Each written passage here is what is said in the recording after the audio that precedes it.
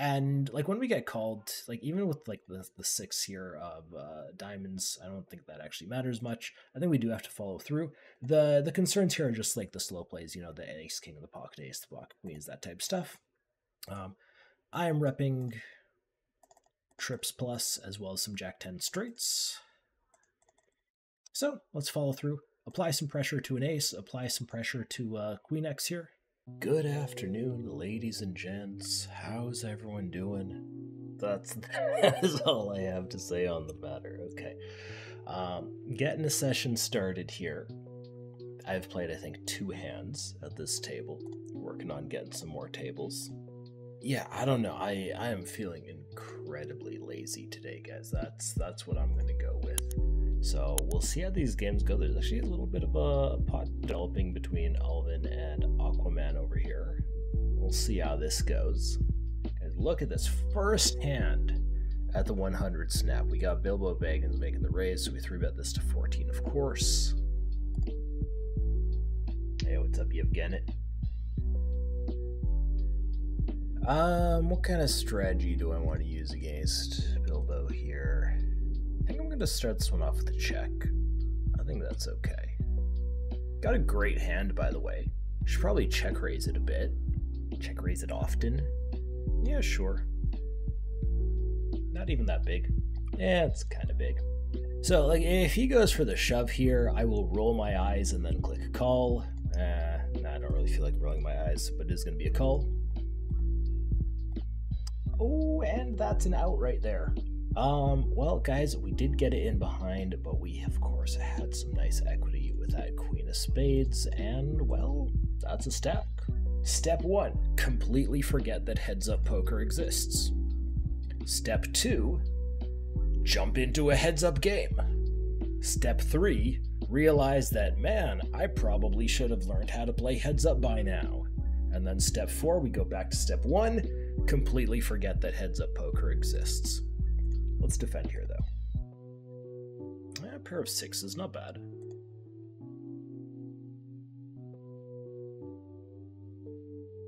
Actually, I have trips here, and I'm just going for a small bet, looking to get a raise out of Aquaman. Asian Master, how you doing? Or like an ace high call. I mean, like that'd be nice too, but mostly just looking to get a raise out of him. So we actually got to the river here. So cherry bet flop small, which he'll do like fairly wide. He checked back turn. I'm checking river to him. I don't really see how we could go for value with something like this. And then we should probably have a mix here. I imagine with the 8s, I mean, I don't think the 8 is going to be like terribly beneficial or bad for me either way.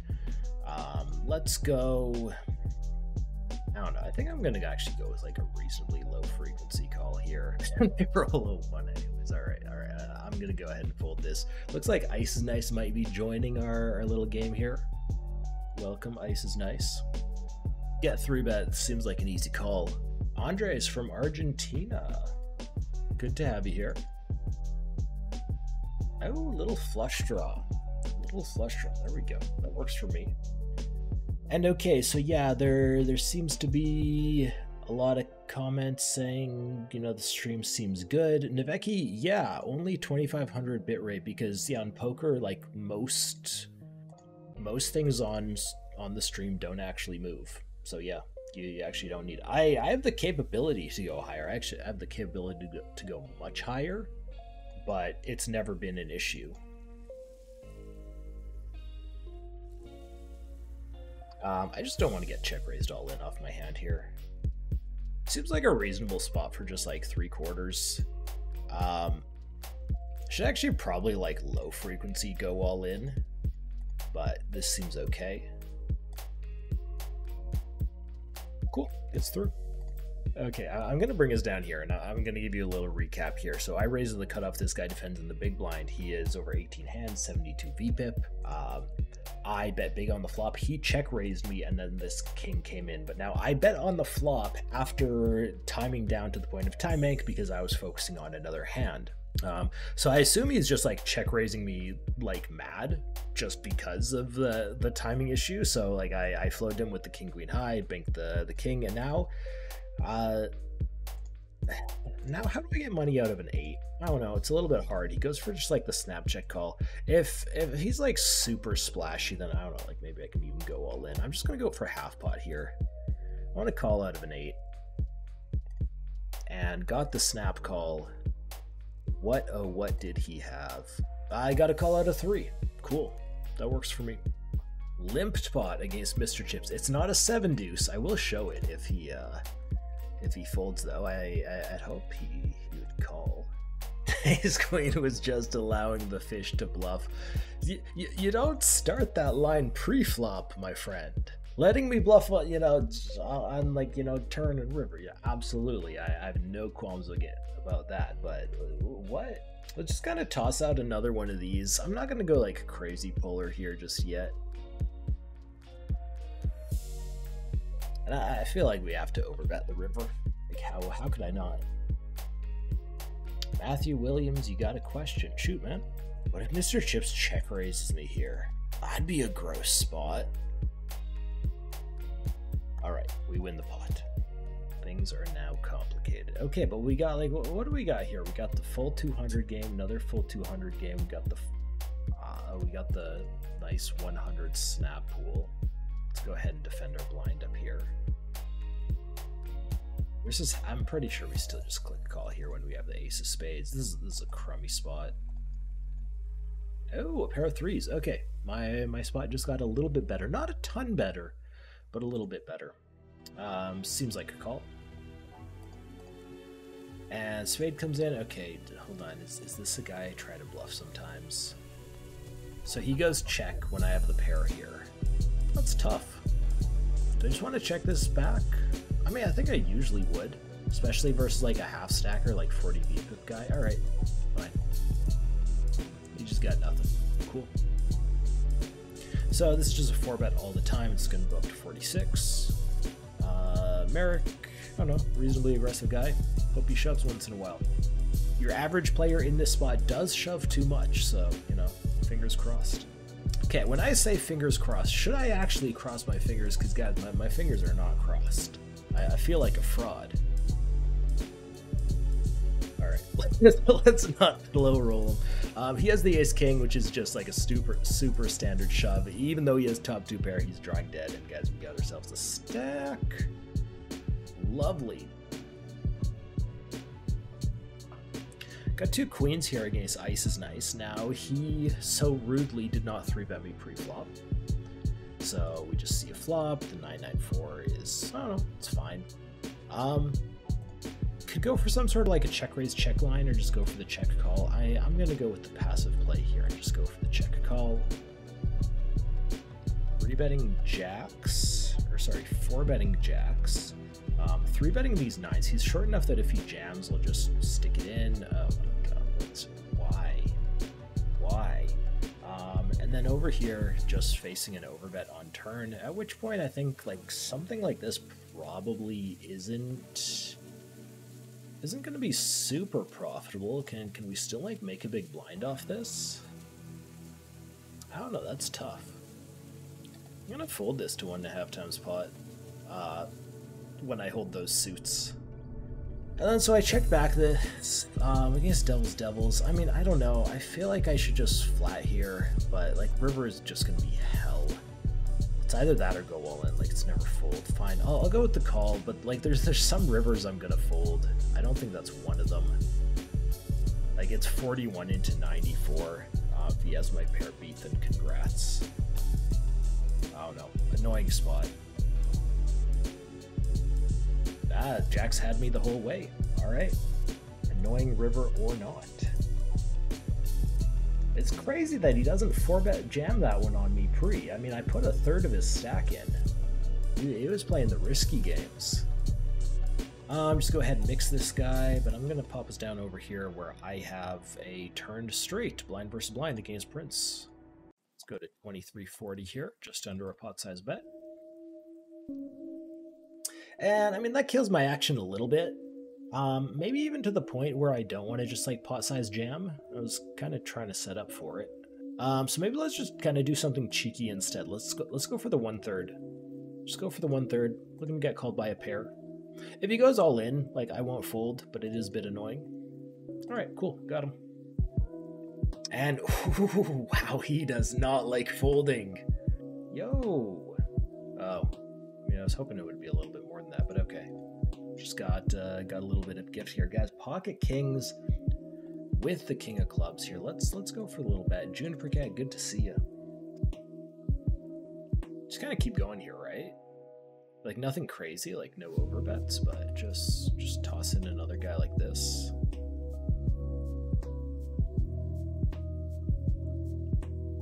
I think probably just like bet fold river. Is it a bet fold though? I mean, I think it's at least a bet. Interesting. Yeah, let's just kind of do that. I feel like it should probably be a bet fold. Like I assume the like any sort of like check raise or anything is just gonna be like putting me all in. We're in a 3-bet pot and he's just checked me 3 times, and I kind of feel like I should turn this into a bluff, but I'm not going to. I mean, if I was in Mr. Chips' shoes, I wouldn't have folded to the bluff, but yo, Mr. Chips, paying up with that sub. Thank you, man. Hold on, this is a blind versus blind spot, right?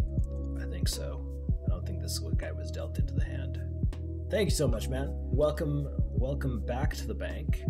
And I think that means I owe you a sub as well. Might do that while I'm off the tables. I guess we just kind of like fire a second one here. I mean, like small bet, medium bet, like everything seems kind of okay. Meeting when I hit 2 pair. I mean, hey, you folded. You didn't know. Okay, so the likelihood of villain having like a flop to turn set is extremely low. So the full houses he can have are gonna have to be, you know, coming from 2 pair combos, and even like some of the flopped ones of those do go for like raises. So not really afraid of the full houses. I'll just go like 3/4 here, and then I'm pretty sure I have to call a jam, but I won't like it. Like, I don't know, I feel like it's so easy for him to just jam like a7 offsuit here as a bluff. So all right, no jam. Get 3-bet by Rancid. We're 100 blinds effective. Queens is too strong to just jam, so I'm just gonna go to what, 20 here seems okay. Ace high board. On the ace high board, can we go for the 10% here? Yeah, let's go for the 10%. The 469. It's close enough. And then I'm actually gonna bet again. I'm gonna go for 1/4, which I think is roughly this. And then we are checking the river 100% of the time. Now, if he jams, I don't know, it's a bit dicey if he jams. A lot of the like low pairs that I think would consider turning themselves into bluffs with the jam are, I don't know, they kind of connect with this 8 a bit. You know, 7, 8. I'm not sure about that. But, I mean, he did go for the check back, and he did have, like, 2nd pair 10, which I think is just, like, a completely reasonable way to play. So there's a raise. There's a 3-bet. Prince, come on in. Come on in, Prince. No, Prince goes for the timeout. I'm going to go ahead and, I mean, I guess I have to make this, like, what, 42 or something. We're a little bit deeper with GST here. Would have loved it if this guy just, you know, shoved. I'd love it if anybody shoved. I'm sitting here with aces. How could I not love that?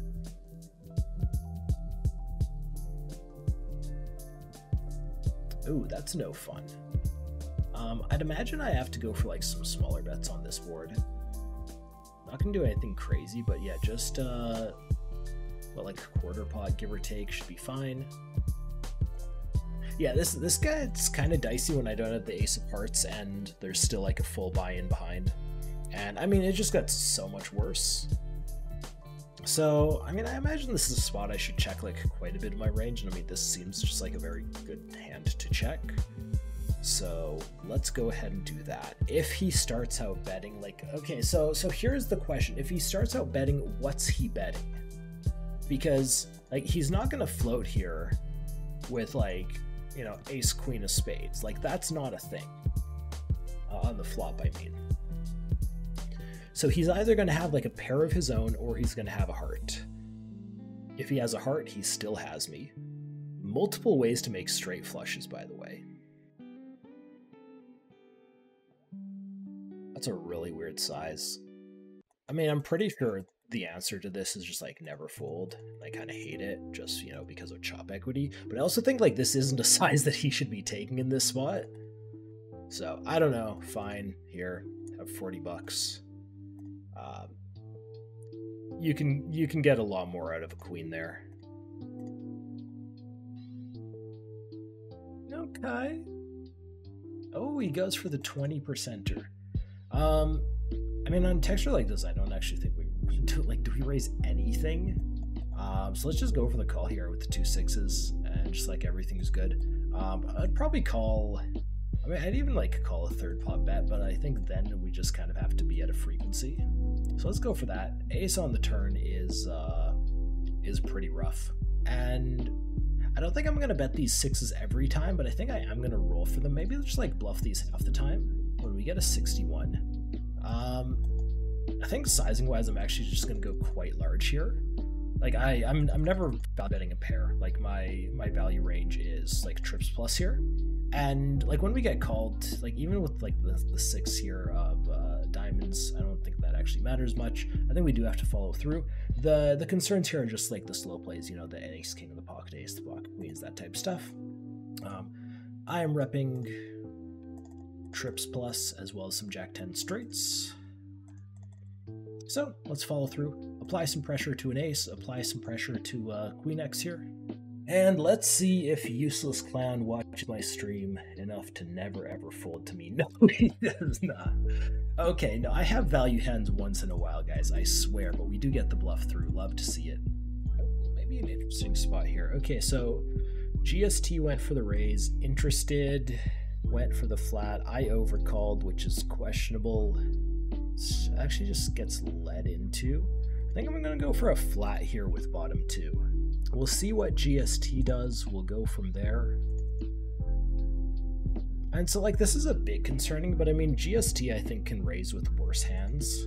So, I mean, he can also, like, raise with bluffs, but they're probably going to be things like open-enders, gutters, that type of thing, not pure bluffs.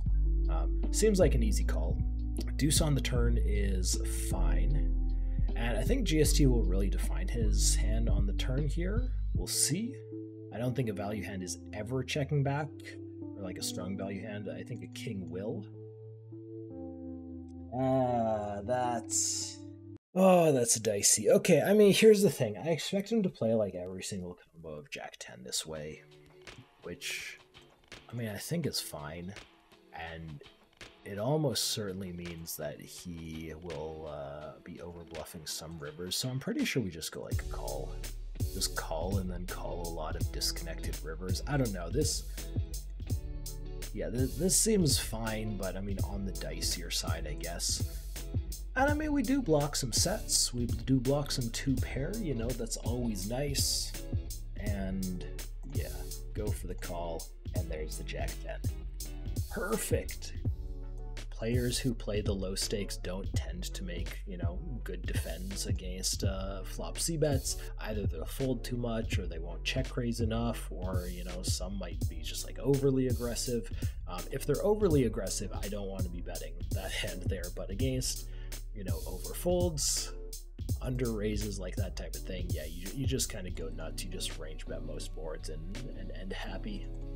So Rancid raised me. This is a board he should check to me a lot. He decides to go for the half pot. I mean, that's fine depending on what he holds. Seems like a very easy click and call spot with the 10-9. Not strong enough that I want to raise, and absolutely never thinking about folding the top pair. Overcard comes on turn. Yeah, okay. Not thrilled about that. He still just kind of like fires out the medium again, and I mean, I don't know, I think we just have another peel. They gave me the spicy 10. So when I see a check from Rancid, and like if he checks, do I check this back? Like after his line, oh, he just goes for the block. So like the block could be just with like a worse pair here. So just like super easy, continue, never ever fold. No, it's a straight flush. Rancid. Congratulations on the big hand, man. Ooh, Rancid, that was not the right move. Super standard with queens. A little blank on the rip. There we go. Alright, meanwhile got pocket queens of my own over here. Ideally not going to run them into aces. Though I am going to get 3-bet. This guy's tight over a negligible sample, so we completely ignore that. He is just playing like 30 blinds deep, so I think the queens is just a ship every time. It's not aces. It's a king-queen. Don't you dare. Don't you dare. Thank you. Alright. The ace is doing work. The queen's doing work. Dragging the $300 pot over here. We're just going to kind of hope he's spazzy and do this.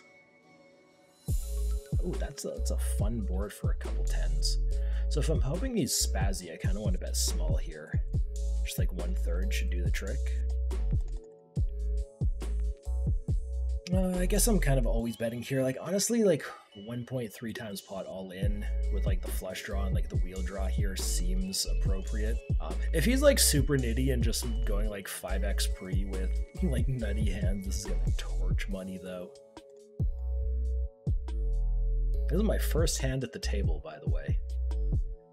And okay, I'll call that, well, you know, I'm not going to call that standard, but he does end up having a good hand. So like standard play, he makes like a crazy big raise like that. I shouldn't be raising my tens, which is why, you know, I made it clear we're just kind of hoping he's a little bit spazzy. And I mean, he still might be. But we'll find out as we play. But losing, what's that, like 3/4 of a stack first hand at the table? That's no fun. Okay, as exciting as this one is, guys, my kings got shoved on, so I'm just going to go ahead and call it. I think this might be my first hand at this table too. Hold? Hey, there we go. Okay, so got called by 2-pair here at the other table. So he is going to win that. And I mean, yeah, 2-pair is in a dicey spot, but I just want to stack with 2 kings. Guys just got 3-bet. And I'm holding aces, so like we got a 45 here, seems like a good size. Also just flopped a set, gonna go for a small c-bet. Aces took it down pre, that's disappointing. Okay, so like we're 100 blinds effective. I mean, I guess this is supposed to be a check on turn, and he's gonna bet a heck of a lot of worse hands. He's just gonna instantly check back, which makes it really hard to actually get value out of him on river unless he's slow playing. So I'm just going to go for a small bet. I have to hope that he has like some raises with aces and like some bluff raises as well. Okay, cool. So I just get to go max here. But with bottom set, it is a little bit annoying. Wish I had slightly better. Now, if Useless Clown goes for any sort of 4-bet, we just get it in. Instead, we get this ace-ace-3 board. Could probably work in like some even smaller bets than 1/3 here. I'll just go for 1/3 and I think it's fine.